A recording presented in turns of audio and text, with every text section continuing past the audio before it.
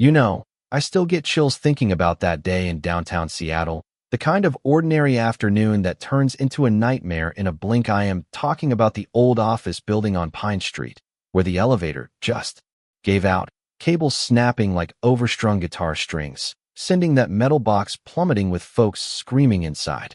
I was right there, Sarah Thompson, just a regular graphic designer grabbing lunch, when I saw this little kid, Mia Reynolds, maybe 7 years old, trapped in the narrowing doors as the whole thing tilted and dropped her mom, Laura Reynolds, clawing at the frame, yelling her name like her heart was ripping out.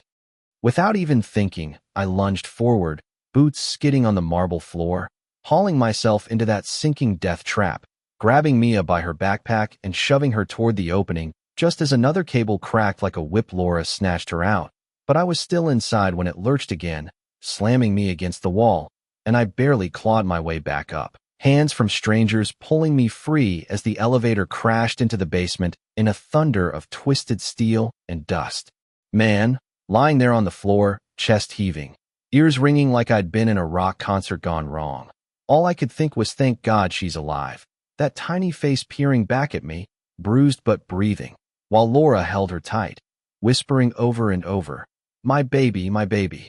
We ended up at Harborview Hospital, the ER a whirlwind of beeps and shouts, paramedics patching up my scraped arms while I waved them off. Focus on the kid first.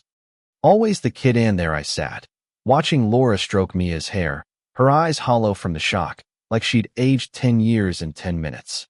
But then the cops showed up, notebooks out, voices clipped and cold, zeroing in on Laura like she was the criminal here. "Ma'am, why was your daughter unsupervised in that elevator? You weren't holding her hand?" And Laura, this single mom who'd lost her husband years ago in a wreck, just crumpled, stammering. She ran ahead. I tried. But the officer cut her off, all smug authority. "Negligence is negligence. We'll need to investigate child endangerment." It burned me up inside, seeing her break like that, because who hasn't had a kid dart 3 steps forward? I stood up, voice steady but fire in my gut. "Hold on. That's not what happened. I was there. The cable snapped because that building's been a death trap for years. Ignored maintenance reports from the city inspectors chasing kickbacks from the owners, not some mom failing her job." The room went quiet, nurses pausing, a guy in the corner nodding. "Yeah, she's right." And suddenly phones were out, clips spreading like wildfire. "Elevator safe. Protect Laura," while the cop backed off, muttering about reports. But the damage was done. Laura sobbing, whispering to me, "Why defend me? You don't even know us." And I just squeezed her hand, because in that moment, after sharing the edge of death, we're family now, right? But here's where it gets wild. The part that still blows my mind as the night dragged on. This low rumble started creeping in from the distance, like thunder rolling slow over the Puget Sound. Only it wasn't storm clouds. It was engines, motorcycle engines, growing louder until the windows shook and everyone in the ER froze. Laura's face went pale, eyes wide with recognition and fear. "Oh no, it's them." And I turned to her, confused. Them who? Turns out, her late husband, Jake Reynolds, had been part of the Iron Wolves, this biker club out of Tacoma. Tough guys with leather vests and skulls patched on, the kind the news paints as outlaws, but who live by their own code. Jake had died saving 2 of his brothers in a highway crash, swerving his bike into an oncoming semi. To buy them time, left Laura and baby Mia behind, and the club swore an oath to watch over them. But Laura had pulled away, wanting a quiet life, no shadows from that world.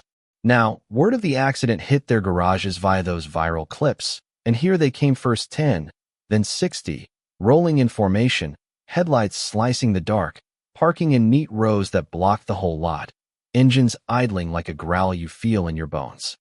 The leader, this grizzled guy named Big Tom, strode in, boots echoing, eyes locking on Mia's bed. "That's Reynolds' kid." He rumbled, not a question, and Laura whispered, "Please, not here." But he just nodded at me. "And you're the one who dove in after her, pulled our brother's blood from the jaws."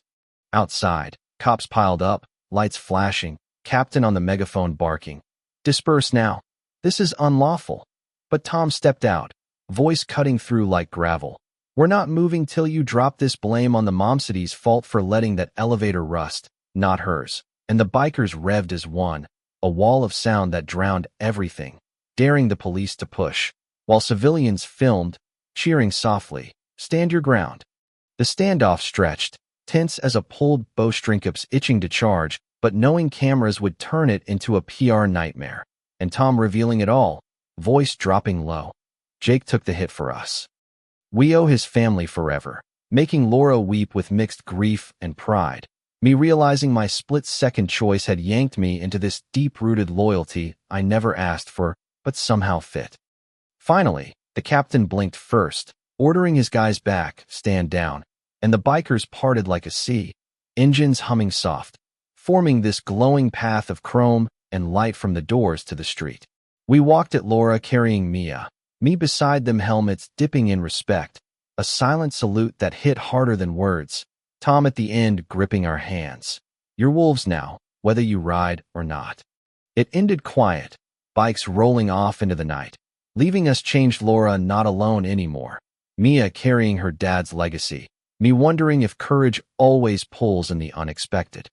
But man, it makes you think he's justice really in the badges, or sometimes in the outcasts who show up when no one else does. What about you? Would you dive into that chaos for a stranger? Ever seen loyalty trump the law? Drop your thoughts below. Share your own stories of standing up against the odds, because these tales remind us, in the end, it's the promises we keep that define us. Subscribe if you're in for more real-life heart-pounding rides.